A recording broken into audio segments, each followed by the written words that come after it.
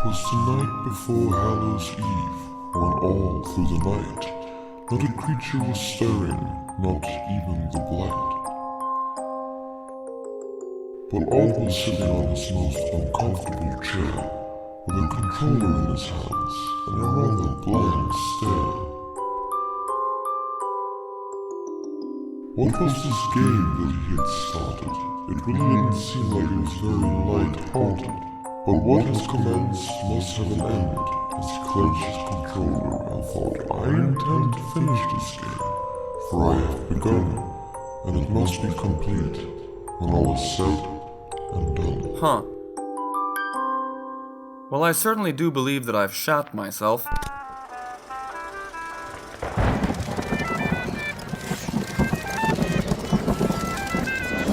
Nintendo. Made famous for their bright, happy-go-lucky characters in games, most famous of which is, of course, the plumber. Now we all know and accept this as Nintendo's identity. So when you boot up your GameCube and are greeted by this...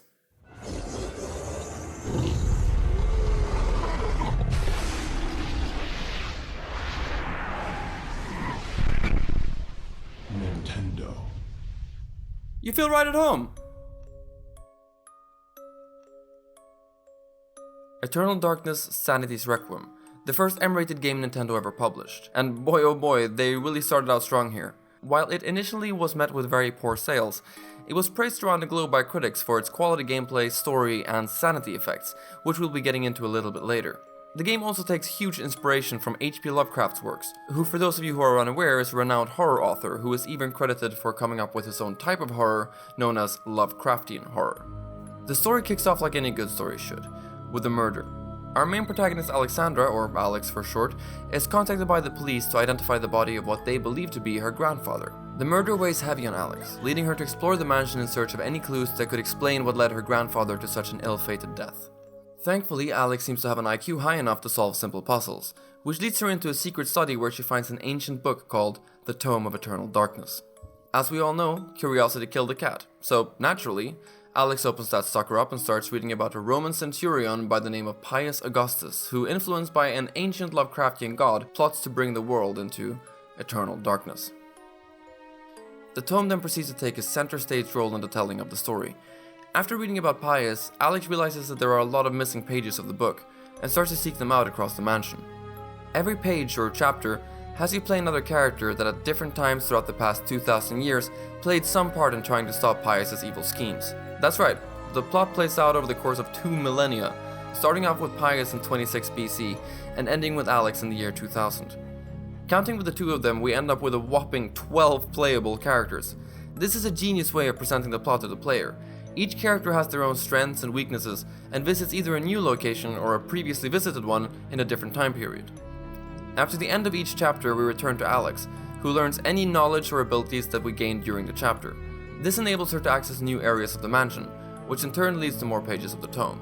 I thoroughly enjoyed this. Sometimes I would even find myself wanting to go back to Alex and the mansion in the middle of another character's chapter. I just really wanted to find out what lurked in there. The story is also a little bit open-ended. When you first play as Pius, you get to choose one of 3 effigies. This selects which god he will try to summon, changing a few things here and there, like some enemies that you have to fight. To get the true ending, you have to finish the game 3 times, facing all of the different gods. Now, I'm sure that from an outside perspective, this game looks a whole lot like Resident Evil or Silent Hill. And while yes, I agree, you do run around a mansion and other creepy locations picking up items and weapons to help you deal with the horrible abominations who endlessly try to murder you. It really does sound like Resident Evil, doesn't it? However, it rids itself of tank controls, which I am forever grateful for since they're not something I am personally a fan of. The combat is also a bit different. Holding down the R button locks you onto the target's torso, then you can select a different body part by adjusting the analog stick. The head and arms can actually be chopped off. Chopping off the head makes the enemy blind, and chopping off the arms make them unable to attack. This system is a ton of fun. I generally preferred using melee weapons since it really is very satisfying to go full Queen of Hearts on their asses. How dare you! Open his head! There are of course firearms as well, but I didn't really enjoy using them as much. Reloading takes a while and you have to be standing still. Of course I see why it was done this way since it really creates a sense of fear. Eventually you also learn how to call upon the power of ancient Lovecraftian gods to cast quite a large variety and variation of spells. Throughout the game you find spell scrolls and runes. Combining these runes creates spells. This is really interesting since you can mess up and not find all the runes, like I did. You can also have the right runes to cast a certain spell, but not have the spell scroll that tells you how. This doesn't lock out any spells for you though. With a little bit of trial and error, you can unlock the spell anyway. Now, this is no Harry Potter where you wave your little wand around and expel your arm as your enemies. No, this requires focus. You have to stay still while casting. The more powerful the spell, the longer the cast time. A lot of these spells help you tremendously with dealing with enemies while keeping your skin in one piece. Of course, casting these spells doesn't just come with a cast time. It also uses a magic gauge, which refills on its own with time, or can be refilled with certain items or with other spells. While at first I didn't really like the magic mechanic, by the end of the game I had absolutely fallen in love with it. There's just something about hearing the ancient godly murmurs while casting that gives me chills. It is so good. Eternal Darkness also adds its own twist on the camera management. It stays focused on the character while moving through the room, making everything feel really rather cinematic. On occasion I would even find the camera a bit claustrophobic. This might seem like something negative, but seeing as this is a horror game, I actually enjoyed it quite a bit. The horror of Eternal Darkness is not something that you would expect from horror games these days. If I'm not mistaken, I counted a total of 3 jump scares in my playthrough, and even those didn't really make me jump. What this game does instead is create a really dark and eerie atmosphere, plus of course a sanity gauge, which if you have heard about this game is probably why. As you lose your sanity, the game starts to screw with you. Not only the character you're playing, with effects such as whispering, random footsteps and banging on doors, but with you, the player. I really don't want to give away too many of these effects since playing this game blind is the best way to go about it, but I will mention one that really threw me for a loop. Right in the middle of one of the chapters, the game hit me with this screen. It actually had me reaching for the box to see if there was a second disc or something. After it passed, I had this big dumb smile on my face, realizing I'd been had by one of the game's sanity effects. It really is a phenomenal idea which they managed to implement very well. I would love to see more games do this kind of thing.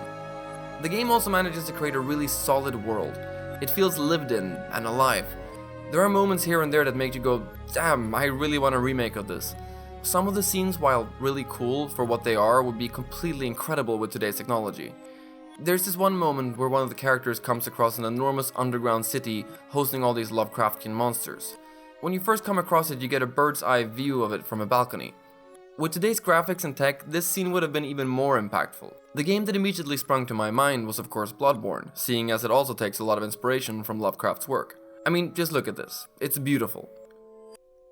Unfortunately, I doubt that we'll see another Eternal Darkness anytime soon, seeing as Eternal Darkness 2 for the Wii U was cancelled back in 2012. We did get some hope when a spiritual successor was announced by some of the people who worked on the original, by the name of Shadow of the Eternals, but that project has been on hold since 2013. Eternal Darkness is truly a cult classic, and I cannot recommend it enough. I'm actually surprised that I haven't heard more about this game, seeing as it deserves so much more attention. The atmosphere, the story, the gameplay, the beautiful sanity effects that just go hand in hand so well to create this unique horror experience, especially seeing as it's on a Nintendo console. If you're looking for something special to play this Halloween, then this game really should be it. And with that, I just want to say thank you for stopping by, and if you enjoyed this video, then please consider subscribing. Odd, out.